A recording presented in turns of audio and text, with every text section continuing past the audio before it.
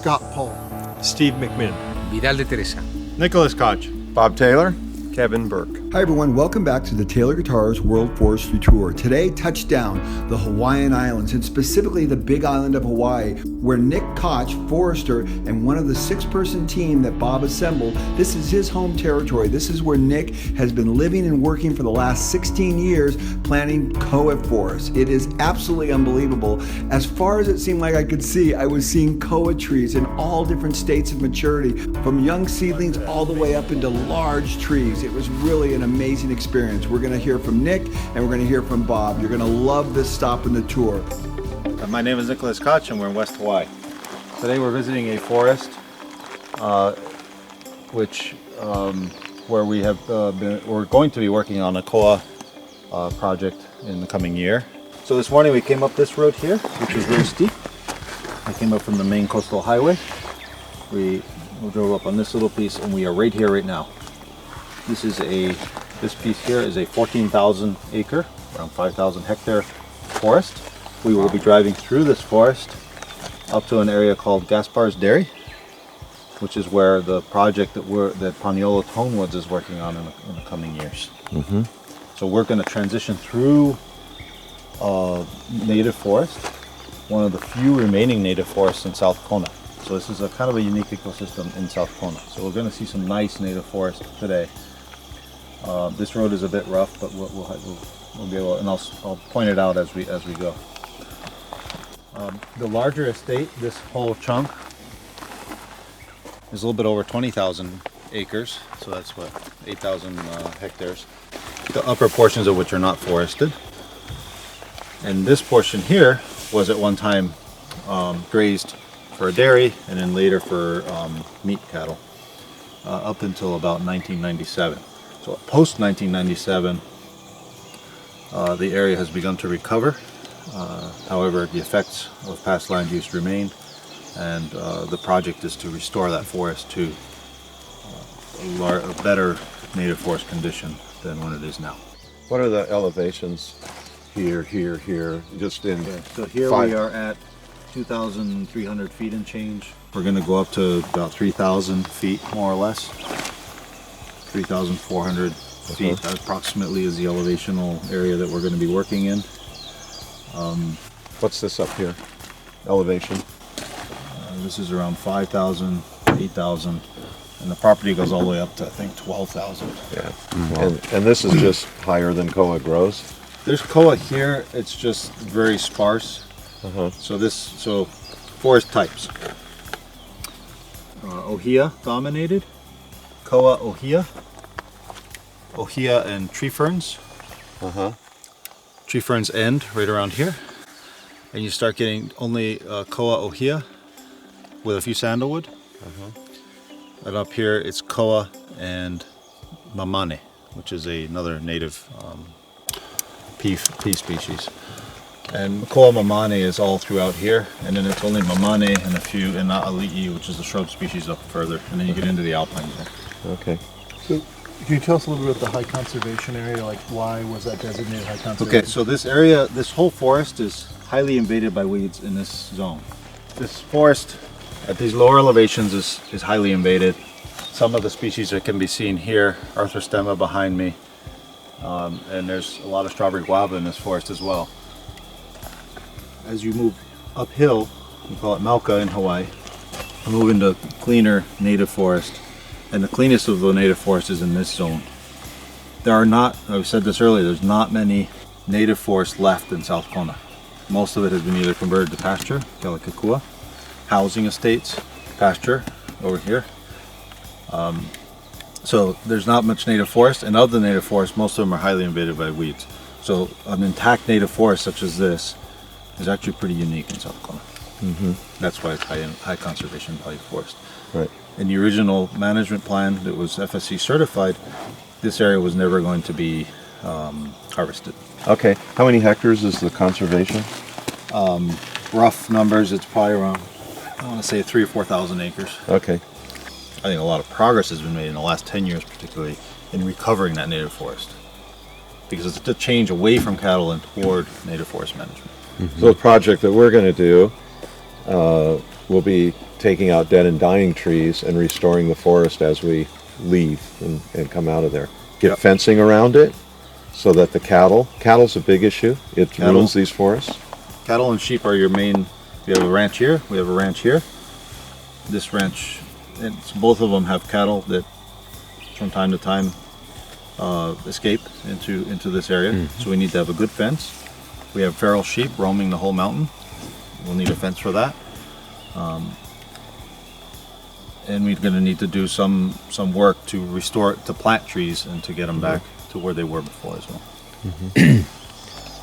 How do you plant the new trees?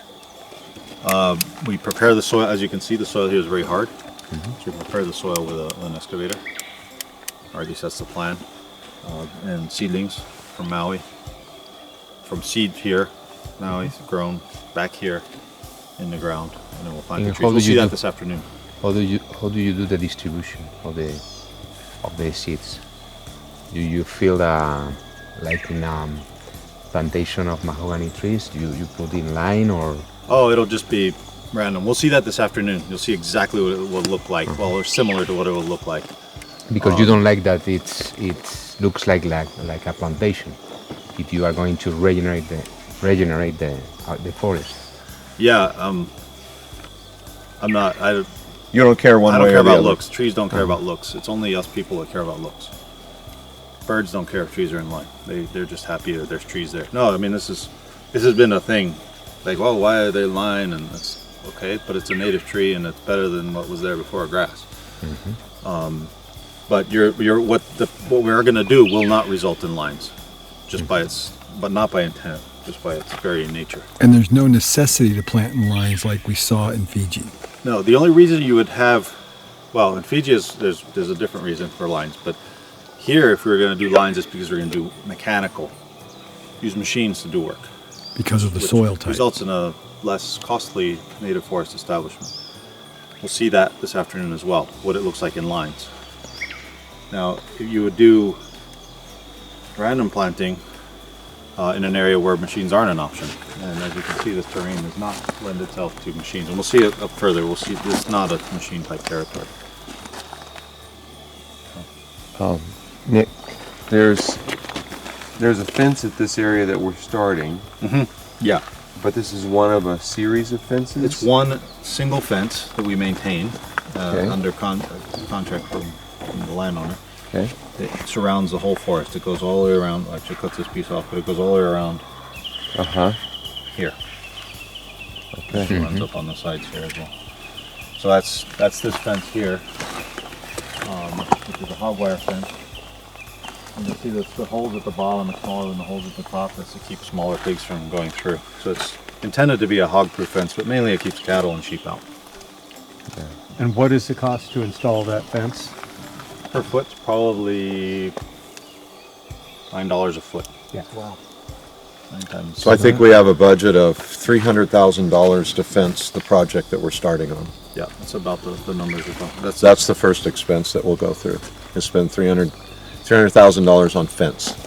Wow. We must remember that fences don't grow trees. They don't grow a single tree. That's what hurts me as a What do you forester do to grow fences. with all the animals that are now inside in the forest? So there's a hunt club. Their cabin is here, and they have a lease on this whole area for hunting, archery. They're an archery hunt club of mainly Hawaiian families that have had it for generations. They will be helping us with the hunting part of this. When they're done and they can't find any more animals, we'll do a sweep. We'll get them out. We'll probably hire professional hunters to finish the job. But we'll work with the hunting club, whatever they want to do. I think we'll find a way to work with them. Are they hunting pigs only? They mainly hunt sheep. They hunt sheep. Yeah, because up at this elevation, sheep is the game animal of choice. There's see. pigs up here, but there's not that many. And here, pigs are more of a hunting, and this is open to the public once a year for a month in November. I think it's in November for public hunting, but not wide open public. They give you a key, the gates we went through, and you're able to come in here and do customary rites. Are the sheep and the pig indigenous here? No. They're The not. pig was brought by the Polynesians. The sheep was brought by Westerners for wool. So it's regular sheep from New Zealand. What is indigenous here in terms of larger wildlife? Nothing. The goose is about as big as it gets. There were birds, larger birds, but they were eliminated by the Hawaiians. No mammals. The bat Yeah, is the one- only Ah, the mammal. bat. I see. The Hawaiian hoary bat, endangered, is the only known mammal. So Nick, why are cattle and sheep enemies of restoring a koa forest? So any pea species is highly desirable for because it has a lot of nitrogen for an animal to graze. So we have sheep and cattle both really like legumes, and koa being a legume or mamani being a legume, they'll browse on it, and even non-legumes will get browsed to some extent, or at least trampled upon by the cow. So it's just, you either have animals or you have a forest. You can't really have both in Hawaii. It's really difficult. It's actually impossible to have both. It's a salad bar every day. Yeah. It's every day. The new koas grow up this much, and the cattle come and eat it every day. It's a salad bar, and the trees can't get started. Yeah. And We visited a place on one tour where people had their cabins to stay, so they made a fence to put their horses inside, which meant that it kept the cattle out. It was a square, half acre or something, and inside there, koa trees just growing like crazy, all by themselves. Nobody tried to do anything; they just grew. On the That's trip- what a fence will grow a forest here, and if we help it along, it'll grow it better and faster. And that's what this whole project's about, is growing the trees faster in an area. Fence it off, keep the animals out, then bring back the forest by actually planting it, rather than just waiting for things to happen. Yeah. All right, well, that's a nutshell of... What about, some people think koa is endangered, but it's not. No, it's... Tell me about that. Koa is very common, but large koa trees are not very common any longer. That's right. And the On koa private that's- land. On private land. There's large trees on state land. And on private lands that are protected under conservation. This is in this forest, by the way, is in a conservation district. That means it's protected from harvesting, except if you go through a defined legal process. I see. So most koa that are left that are of any size are legally protected in one way or another. The ones that were easy are gone. Okay. Legally easy. do you have koa in all the islands?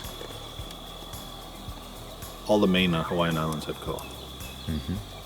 Can you find koa in other places Koa is endemic. out of Hawaii? No, koa is endemic to Hawaii, so it's only found in Hawaii.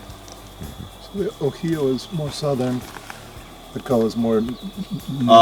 This is north is this direction. But south is I this meant direction. altitude. Forgive me. Like from an altitude Well, standpoint. here that we- occurs everywhere from the ocean all the way up to high elevation. Just who dominates the forest. So he is a very wide-ranging species. So we talk about adaptive radiation, where you have species that cover wide varieties. Oh, he has a everywhere. yeah, We have them here, Unfortunately- right? yeah. This, That's an ohia. The big one right in front of us. That's Ovia, that's Ovia, that's Ovia. this is Ohia right here, this little one? Yes, it is. And is So- that also an acacia? No, No. ohia is a myrtaceae. It's related to eucalyptus. And it's not really a valuable timber species. People make things out of it, but not on a main. No, it's heavy. It's heavy. Cracks, and you can see the form is not particularly good. And it's an endemic and emblematic native tree, so and it grows very slowly, so it doesn't really make sense to cut it and use it very much. Now I'll also point out while we're here, rapid ohia death. These trees are presenting symptoms. I don't know if they have it, but they're presenting symptoms of rapid ohia death, which is a fungal disease that has begun to affect ohia around the island. Those trees. Yeah. That's the symptoms of rapid ohia death. There's a very defined test to find out if it's really rapid ohia death. Here's another tree over there that's presenting the same symptoms. Quick decline of the canopy. Then we have another one up there, behind there, and this one over here. And if you got it, is it gonna spread? Yes. Thus far, there's been no proven resistance. We saw what happened to... We were in Malaysia, and we saw what happened with Ceratocystis a different species, but Ceratocystis the fungus group in Malaysia with Acacia mangium. This is currently happening with Ohia in Hawaii. Acacia mangium was an important species in Malaysia. It grew well. People were making furniture out of it. We saw that even in Vietnam. But now in Malaysia, they're planting different species just because of the fungus. So the Acacia mangium is out, and a eucalyptus species is in that's making nice furniture. The difference is here, this is the native tree. And so it's the native tree. yes, it's the native tree. It's the most important native tree, and especially culturally into the forest and what this forest wants to be. So Yeah, What do you do? This is You a can't- forester's nightmare. yeah, it's a forester's nightmare. There's not much to do about it, but this will be very different for Hawaii forest as we go forward. Yeah, We should move along. let's move along. Amazing thing about this tour, one of my favorite things, is we've gone to places that the public can't go. We've been given keys to gates. We've been ushered into places that are way back. You've seen where we've driven, you've seen where we've walked, you've seen aerial views, and this isn't something that anybody would normally even get to see. It's just a completely different view of Fiji and Hawaii and Malaysia and Africa. I mean, the things that we've seen here have just been unbelievable. I can't believe how much fun we've had, how educational it's been. It's just been awesome. Do you agree, Kevin? It's Yeah. unbelievable. You can't It is. It's been amazing. you can't come here. Look at where we're driving, and the owners of the land, the owners of the plantations, the natural forests like this that are having a little bit of work done to it. Koa reseedling here, right next to us. Yeah, Right just here next to the Koa car. just coming up out of the This wasn't ground. planted. It's unbelievable. That's just coming up from the forest. What an honor and privilege it's been to be able to just come to these places. Oh, wow, look at this. We got taken up into villages high in the mountains in Fiji where you have to go through a kava ceremony just to go past the house. You know, you're not allowed to just go up there and look around. And we've seen all these places. We've made friends. We've made associations. We've educated ourselves. We've got inspiration. We're taking home just suitcases full of inspiration. And I think we have a lot of great things that can happen in the future. You know, just like a bird drops seeds Yeah. as it flies around, it seems like we've dropped seeds and taken seeds with us to the next place and exchanged. That's a great way to put it, Paul. It's just been wonderful. And a lot of the travel's been hard, but every minute of it's been just exciting. You know, opening gates. Hola Viran. You know, you don't get to open gates and come to places like it's just a privilege to be here. Nicholas. Bob is the one you and I came to with Steve a Yes. couple of years ago. It's now been pruned. Uh-huh. So that there was 1 year, and this is now 2 years. 2 years. 722 trees per acre. Fantastic. We finished with weed control, and then here's just natural growth. And this area wasn't planted, so planted, not planted. Yeah. Wow. I remember when we came here, and these trees were this tall, just like the ones we saw there. And look at them; they're growing. Look how they're going, Kevin. These were done with the chicken foot, like we call it, and they were down in those holes, but they seem to be surviving. Wow, growing straight. They've been pruned, and it's being grown not for timber. This is all being grown for restoration, as I understand it, and there's no plan in the future to. This is not a plantation, a timber plantation. This is just forest restoration. Just beautiful. You know, can you imagine going to Malaysia and going where we went? You can't go there as a tourist. You know, No, you can't. You can't get to the places we've been, and you'd have to be a dork to enjoy trees this much. well, we're the Dork Club. That is for sure. It's been a month. It's been a month of driving around on roads like this. You know, 6 dorks and a cameraman. I mean, really, we slept in containers in swampy, sticky, bug-infested, people pulling leeches off their legs, rolling up their pants and finding another one, blood dripping down as they're walking through the stuff. Those guys get over rubber boots, you know. Those are places, actually, a minute ago I'm talking like you can't get here, but in reality you don't want to get here. It's some of the places you don't even want to get, you know, leeches and sweat and heat and bugs. How about when we were in Africa and there was 150 bugs, not 150, 1,000 bugs on every one of our faces, just the gnats flying around. I looked like the bee lady, you know, on my arms, just gnats all over me while we were walking through those areas. Scott sprained his ankle, probably broke it. We'll get an x-ray in a couple of weeks, or a couple of days. He's been walking around with a whatever stick pole he can find in the forest. He looks like Ichabod Crane walking around and limping in, limping out, going where we can go. Sometimes he has to sit it out. We tape up his foot every day. He elevates it when we sit around and keeps it up high as much as he can. We fed him ibuprofen and he's just moving around. I think we're going to probably find a fracture in there. But for the most part, we've been healthy. Yeah, remarkably healthy. Remarkably healthy. It's been fantastic to be so healthy and be able to walk around. Yeah, just unbelievable.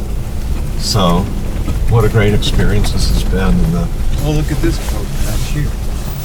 oh yeah, these are koas here. Coming up on a bunch of new koas. Look at those back there. And you know what's really interesting is the more I come, the more I can see the koas. First few times I came to Hawaii, it's like, now which one's a koa? But Kevin's good at identifying them. I think I'm being boxered. You're being boxered? You're being boxered from the car up ahead. Wow. What fun. Kevin, thank you for this information and for using the Voxer solution. Please tell me now, there is more koa in front of us. Kevin, Scott, with your Vox update. 2009, no pruning on the list. Okay. So this is high density planting, and they saw there's no advantage to planting them densely. They're going to branch anyways. Right. And so why not go to a 12 by 12 instead of a 7 by 7 spacing if you're not going to get straight limbs, and you'll have to maybe thin them anyways. Venga, espera un momento, wait a minute. Don't tickle me. Put some lipstick on trying to him. fix He'll my hair speak. the whole trip. No, you gotta wet your fingers and do it. Come on, get No. the lipstick out. No. Little rouge. He'll start talking.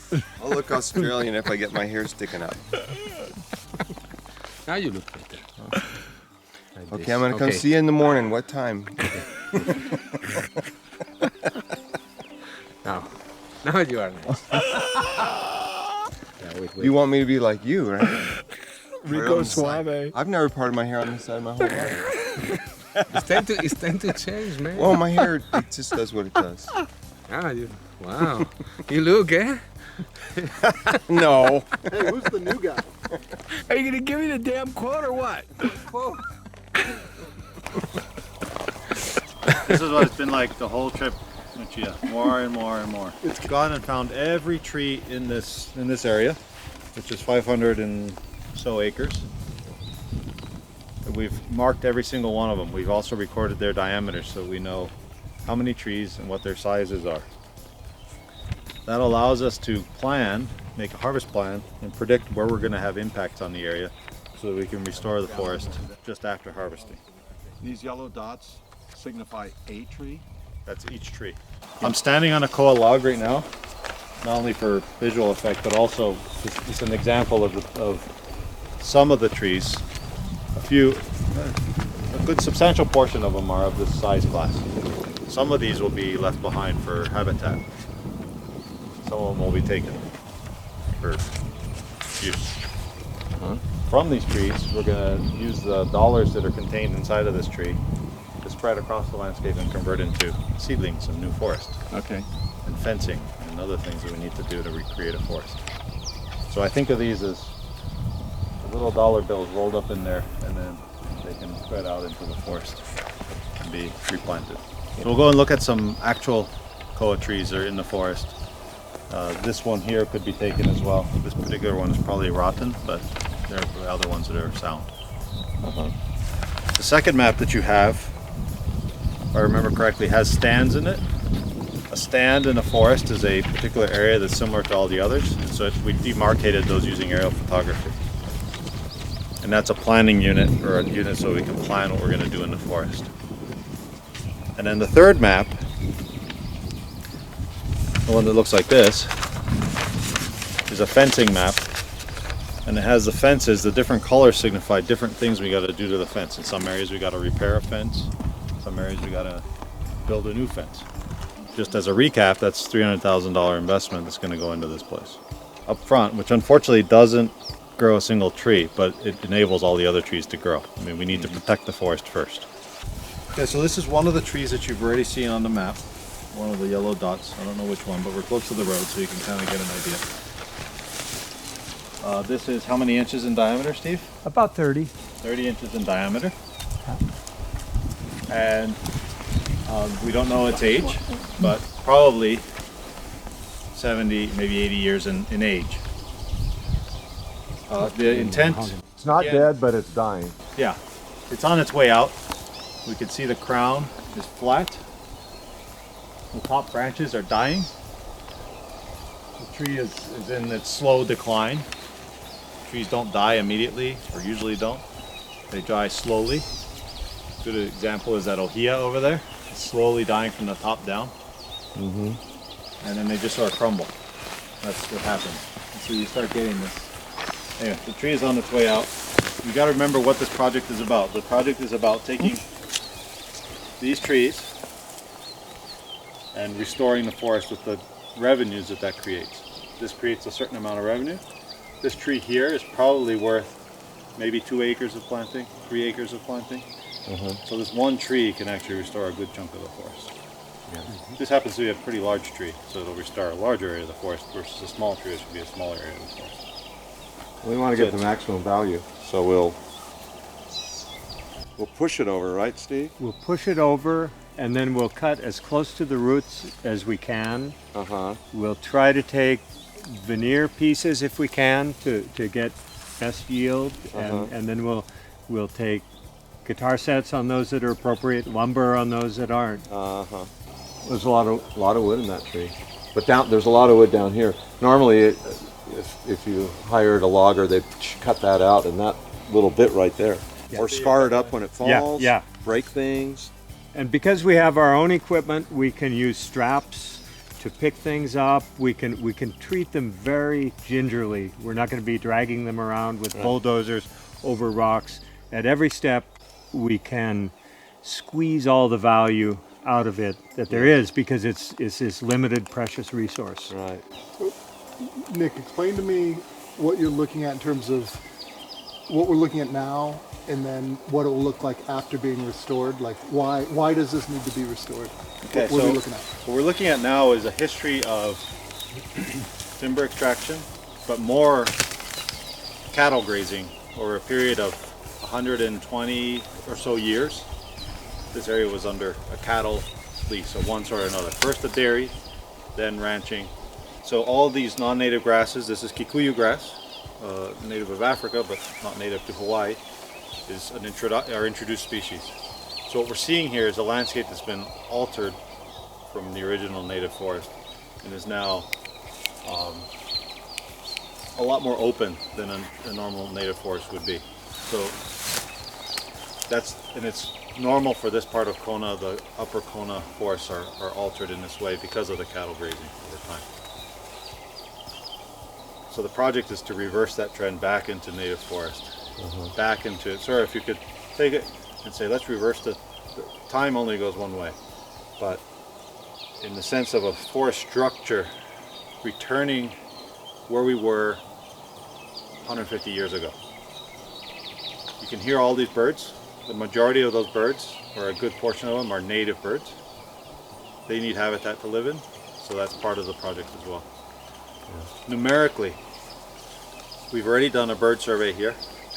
We're in the process of doing a plant or a botanical survey here. These will establish, and then we're going to do an archaeological survey. So those will establish the baseline from which we can actually numerically quantify what the improvements have been. There will be improvements, but it's like, well, okay, that's nice to hear as a concept, but what are they numerically? So you have the concept of restoration, then you have the numbers to back it up as well. Steve was talking about pushing this tree over or uprooting it in one way. There will be a lot of koa. Right in the seed shadow of this tree will be a thick canopy of koa. It'll grow up like a carpet. Yeah, right here. Over there, where there are no koa, it will not. So that's where we got to plant. If we plant, we'll plant around 150 trees per acre. Here, we'll have to thin and reduce the number of trees per acre. How many trees we'll plant? There's 1,400 acres. Yeah. So What we can say is that the 1,400 acres that we have today, I have no problem saying that will be much better when we are finished with this forest. Yeah. There will be more native trees. There will be less non-native grasses and weeds. The area will be fenced. It will have no grazing animals. All those are positive things for the native forest. yeah, you keep it simple like that. It's simple. It is simple, yeah. Yeah. Where it gets complicated is how many trees are we going to plant? Well, that depends on how many of these we find. How much rot? No, not rot, but how much they scale out to be. Right. That's the balance. All this revenue goes into a fund, the fund, which is controlled by the landowner and Paniolo. That fund collectively goes back into the forest. At the end of the day, there's $0 left in the fund, and the forest is restored. The land is handed back to the landowner. Yeah. To manage from then forward. But it's restored, man. The hard stuff is done. Yeah. These are logs that serve as nurse logs. So seedlings will develop on these logs. This is thick moss here. It's covering these fallen trees. And there's a whole ecosystem going on right here at the fourth floor. You got some scrub mosses. You got various plants. This is an lava substrate within Koa Ohia forest with a significant component of ia, which is a native Hawaiian vine. Second thing that happens is we do what we call site preparation. So the soil here, it's soft, but it's been compacted through cattle, and acacias don't like hard rooting conditions. Most trees don't, but acacias in particular are really lazy rooters, let's just call them that. They really don't like hard soil. So in here we have a special tool we brought from New Zealand. It's made by Wilco. We call it the chicken foot, but it's a ripper, the piece with a metal rake in the back. We push the grass to the side. Vidal is sitting on the mattress of grass. Then we bring the ripper in. The ripper is 3 feet deep, so under here there's a 3 foot deep shattered soil profile. The ripper comes out, and then the claw comes in and fills in the ripper hole. So something like this. Finger on the excavator goes down. It's one move, or is it like 1 meter deep down? Striking 4 holes a minute. Opens it up. How many holes? Water. One, then Yeah. down. One down. And how So- many a minute? 4 a minute. First one pushes the grass away. The second one goes digs the 3 hole. feet down and makes a big disturbed hole. And then this pushes the dirt back in, so you have a filled hole that's soft. Yes. So what we And want. then you come with a little poker and just make a hole just big Yeah, enough I want to drop be that able in. to. My objective is I should be able to plant with the heel of my boot Okay. or something similar to that. When Uh-huh. it's freshly done, right? Soft. that's right. You don't want the seedling to work too hard Uh-huh. to get the roots around. Uh-huh. And when you plant a seedling, does it matter if it's like this one's not plumb, it's leaning? Does it always just straighten itself out and go up? Early on, it's not. I mean, you don't want to plant them really leaning. No, but That's it's not. one of the planting checks. We also check them by pulling. Mm-hmm. This is already rooted in. This one already has a root ball that's probably that big. Really? It's only been in for a month and a half or so. It can grow like a weed. Yeah, it's downhill. We use an excavator here because line machines, a bulldozer or something, wouldn't be effective because we have so much natural forest here. So all we're trying to do is fill in between. and now have an entirely natural forest where it used to exist. Now, are they trying to just make a natural forest here and walk away from it, or are they trying to make something? It's dual purpose. Natural forest for the long term, and also restoration. Natural, so you got a native forest. But This they're is the not. only time. But they're not trying to make a log source, a saw log source. That's a secondary concern. They may work it at some point to keep it cleaned up. Let's just say we're giving the future generation more options than we have right now. Right, right. Good, well put. Exactly.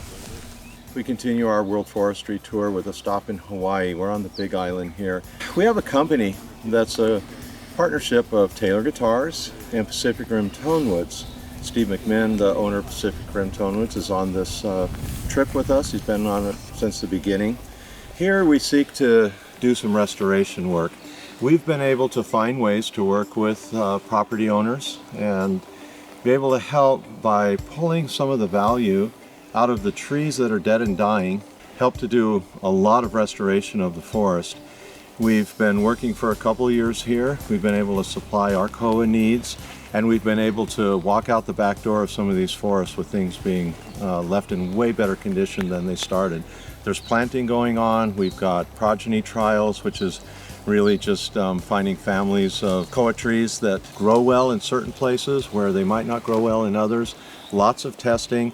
We're not the first people to do any of this, but we're coming in here and getting involved and trying to bring people together as much as we can, work in the islands to ensure that we've got koa in the future and ensure that these forests get better and better each year instead of worse and worse. And there's some plantations going on the islands that are very, very interesting. We still believe in farming the wood. We think that that's going to be a fantastic way to get wood in the future. But there's also forest restoration. As Nick said it a little bit earlier when we were talking, that we will be able to leave the next generation with a lot more options than our generation had, and that's something that we really seek to do. So this has been a wonderful day on the Big Island. Tomorrow we go to Maui and see what's happening there. It's just been a fantastic stop on the World Forestry Tour.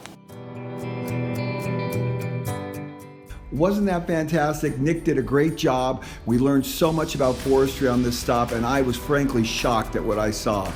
Tomorrow, Maui, we're going to travel over there and we're going to see how sustainable forestry is being practiced on that island from other experts. You're going to love what you're going to see. Stay tuned for the next episode of Taylor Guitars World Forestry Tour.